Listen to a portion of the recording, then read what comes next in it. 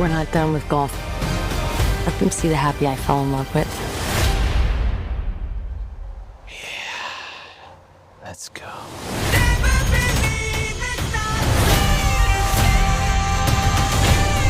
So, I just finished watching Happy Gilmore 2. And honestly, I got kind of nervous afterward. Not nervous because it was bad necessarily, but because of how complicated my overall thoughts are. You know, I didn't hate it, but I also didn't love it. And it made me kind of realize something, that Adam Sandler is starting to remind me a lot of Tyler Perry. Not necessarily in the negative ways that you would think with that sentence. But Sandler doesn't really make movies like he used to. You look back at Happy Gilmore, Billy Madison, The Waterboy, that are straight up comedy classics. They're timeless, quotable, and they had that charm, that scrappy energy. But now he's got a loyal fan base who'll pretty much excuse anything that he puts out. He's had to deal with Netflix. And I get it, you know, some people just say it's comedy, you gotta turn your brain off. And to a degree, I actually do agree with that. When I sit down and watch something like Happy Gilmore 2, I'm not expecting Oscar, level storytelling. I'm not expecting a Dune. Grading a comedy based on a few simple things. Did I laugh? Did it have decent pacing? And especially for a legacy sequel, did it respect the original? Something like a Top Gun Maverick, for example. So let's talk about the plot. And fair warning, there are light spoilers ahead. Nothing major, but I do have to mention something that happens early on to explain why the story feels off for me. So without further ado, let's get right into it. So we catch up with Happy Gilmore, and he's actually at the top of his game. Life is good. But then he accidentally hits a golf ball that bounces and hits his wife in the head. And she dies. And I was very shocked because they brought her back, and that's the opening of the movie. She gets killed. And I gotta be real, that decision kind of baffled me. It's super dark for a comedy. And yeah, stuff like that happens, sure, but killing off his wife in the first 5 minutes of a Happy Gilmore sequel just felt like a weird, depressing tonal shift right out of the gate, especially since they brought the original actress back, just to kill her. So from there, Happy spirals into alcoholism, loses his house, and it just completely, is a down bad situation. His daughter wants to go to ballet school, but they're broke. So to help her out, Happy returns to the golf scene. And I'll say this, I like the idea of him returning to golf for a personal reason, but the way they got there just didn't fully work for me. They could have just said he blew through his money or something. This felt unnecessarily heavy. But moving on to the comedy, after we got past that first section, I'll admit I actually laughed quite a bit. It's not gut-busting or anything like that, or necessarily anything memorable, but I wasn't falling out of my chair, and there were some solid chuckles throughout despite that. Some of the jokes definitely did land. That said, there's one big issue I had, and this is something that we've been seeing a lot in modern comedies, and that's the overuse of random celebrity cameos. Ever since stuff like Boo, A Medea Halloween, back to the Tyler Perry comparisons, there's been this trend of throwing in influencers, TikTokers, YouTubers just to say, look, you know this person. And unfortunately, Happy Gilmore 2 kind of falls into this trap too. Some of the cameos work. I think I counted 11. And the new caddy reveal, for example, is generally funny and works for a story. It's technically a cameo, but serves the story and adds to the humor. So I actually like that.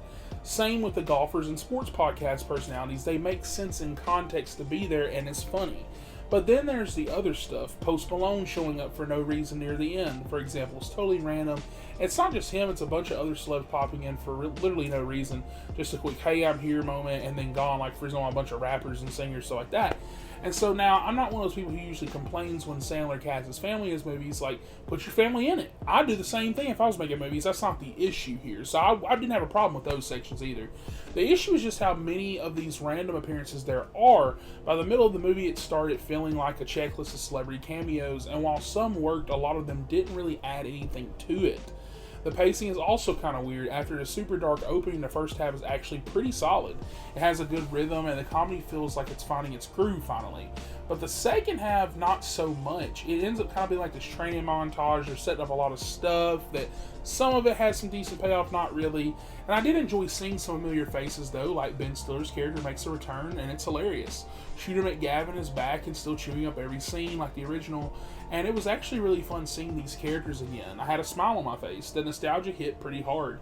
Now, I know some people are comparing this to Dumb and Dumber 2, but honestly, I don't think that's fair. This isn't bad, or even close to bad, if I want to say that. And even though I was a little annoyed that it dropped straight to Netflix, by the time it ended, I kind of understood why. It's not a theatrical experience, it's a streaming comfort watch. You throw it on, you have a little laugh or two, and then you move on. And for this movie, I feel like that's actually okay. Compared to some recent, back to the Tyler Perry comparisons, this is way better. Like, not even in the same ballpark as those movies that he's been making. The acting is solid here, even from Sandler's family and the usual crew. It just lacks that magic that the original had. And look, I hate being the guy who says movies don't look the same anymore. But when they've actually flashed back to scenes from 1996, it really hits you like a ton of bricks that the film grain, the lighting, the energy, all felt richer. And the way modern movies look, I was just like, wow. But that's not a complaint on the movie itself. I'm not want to talk about that.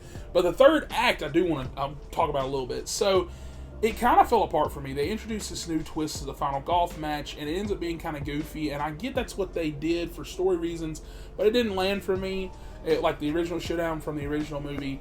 But still, every time Sandler is on the course, it just feels right. Like we're home again. It reminded me why I liked Happy Gilmore in the first place. It didn't make me say I'd rather be watching, the first one necessarily. It made me glad that we were actually revisiting this world.